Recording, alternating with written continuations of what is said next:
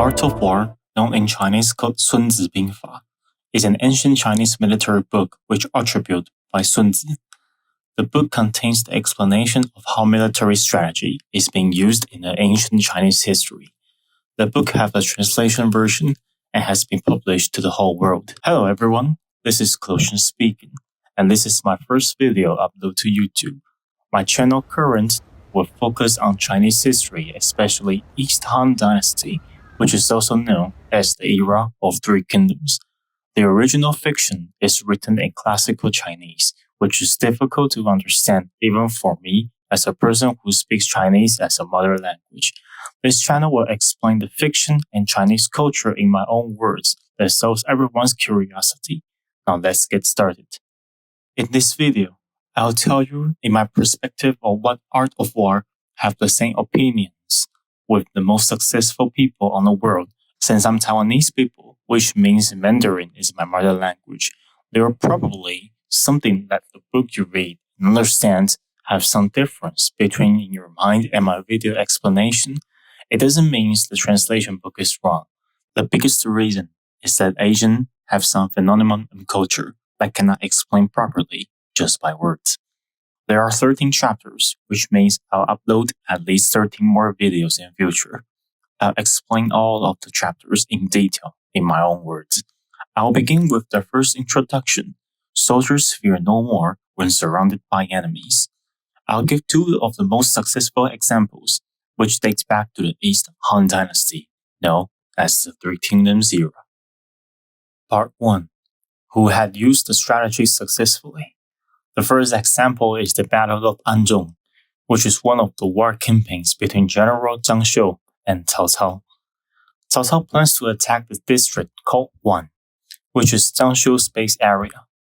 Zhang Xiu certainly leads the troop to counterattack, and at the same time, Jingzhou's ruler Liu Biao sent its military troop to assist Zhang Xiu, which means Cao Cao is going to face two groups of military troops at the same time. Cao Cao leads the troop through the enemy's camp, which is Anzhong. No one knows what Cao Cao is thinking, because go all the way through Anzhong, the supply line will cut off easily by Zhang Xiu, which is a suicide decision if we think in a normal way. However, on the way Cao Cao marched to Anzhong, he sent a letter to Xun Yu. He said that if I arrived Anzhong, I can defeat Zhang Xiu certainly.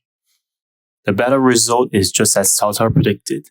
His ambush at Anzhong successfully defeated Zhang Xiu and led the troops escape to Xudu in the fastest way. When Cao Cao back to Xudu, Xun Yu asked Cao Cao how did he know that when the troop arrived Anzhong, he will have the victory and escape so successfully. Cao Cao replied, soldiers fear no more, or there's no way out. I'll explain Cao Cao's best military advisor Xun Yu in early career life and also the relationship between two of them in the near future video. The other example is the Battle of Xiaoting, which is the key battle that determines the fate of all kingdoms. Now let's predict that if Emperor Liu Bei successfully breaks through Xiaoting, the mountain battlefield is over, which means the next battlefield will be set at plain terrain. What's even worse, if Wu Kingdom lost Xiaoting, the next area will be Jingzhou, which is the center of the map. Whoever occupies Jingzhou will have the initiative to defense or to assault. In other words, if Shu takes back the control of Jingzhou, the last day of Wu Kingdom is just a matter of time in few more months. Wu Kingdom's military supreme commander is Lu Xun. He clearly knows that Wu Kingdom's army battle ability is worse than Shu Kingdom. So he built a lot of defense line with a lot of camps and obstacles to delay the battle as longer as he can. During the battlefront line, all the way from Zigui retreat to Xiaoting, Wu Kingdom's troops' morale are definitely low. Meanwhile, Shu troops is facing a severe supply problems, and also soldiers are much more exhausted than Wu troops. They've been on battlefield to capture and assault on all camps established by Wu for many months continuously without resting. Xiaoting is the last defense line. Meanwhile, all the Wu Kingdom's troop morale become highest during the all retreat time. because he told all the soldiers that behind Xiaoting will be Jingzhou, which means that this place is the last defense line. If enemy break through Xiaoting, our country is going to face the end of the day. He knows that there are no more retreats, which matches the book saying, soldiers fear no more when surrounded by enemies. He also gives the answer that why he tried to delay the battle much as he can. Lucian said, if we can delay the battle until summertime, we win. Weather and more and terrain. 3 situations are all benefits to Wu Kingdom. And just as Lucian's expectation, Shu lost the battle of Xiaoting, and with devastating loss, which is more than 100,000 of Shu soldiers died in this battle. I'll explain the whole progress of revenge on Wu Kingdom's campaign, how Liu Bei leads the Shu Kingdom's troops and beat Wu all the way to Xiaoting.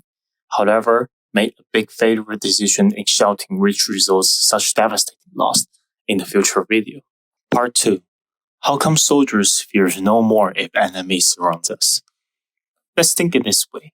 If soldiers' current situation become nowhere to escape, and those enemies refuse to surrender, soldiers will be threatened to battle at all risk. Instead of sitting, wait for execution, why not try to resist at all risk because there is nothing to lose? This is a psychological phenomenon reaction that when human is about to face the death, he or she is going to fear no more. The spirit status will elevate to the highest ever. If the battlefield occurs at the plain terrain, the disadvantaged side will have deserters easily, because it's easy to escape to anywhere. If the battle occurs at the place where there's a dead end, and the only option for the disadvantaged side is fight for your life. Facing the dead end, which means there are only 2 options for all the disadvantaged soldiers: fight or die. They got nowhere to go, which means their moral will rise to the highest ever. These soldiers got nothing to lose anymore. Soldiers' battle abilities were pushed to the limit, which we see that Cao Cao's decision is certainly a plan. If he decides to battle at 1, and he couldn't defeat Zhang Xiu in a short period, when Zhang Xiu got Liu Biao's troop assistance, he is going to face a bigger trouble.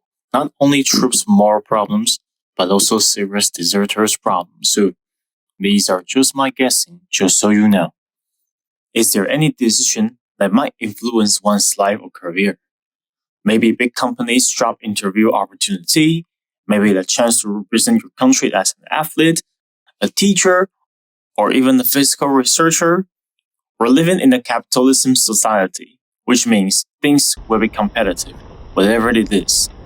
Are you willing to send yourself into such place which may be suffering for honor and successful badge that represents for you? If you are, and make up your mind already, either you give up the opportunity or stop being feared about it, and do whatever it costs to achieve the goal that you've given to yourself. Do you agree that people concentration gets elevated to the highest if you feel about to get eliminated? Have you ever had similar experiences? Comment below to let me know their ideas. Questions are welcome to ask too. If you liked my content, remember to hit that subscribe button and click on the bell, so ever since I upload new videos, you'll get a notification right away. Really appreciate people who support my first video. The video process wasn't an easy job, so please leave a like, and I'm looking forward to see you in the next video.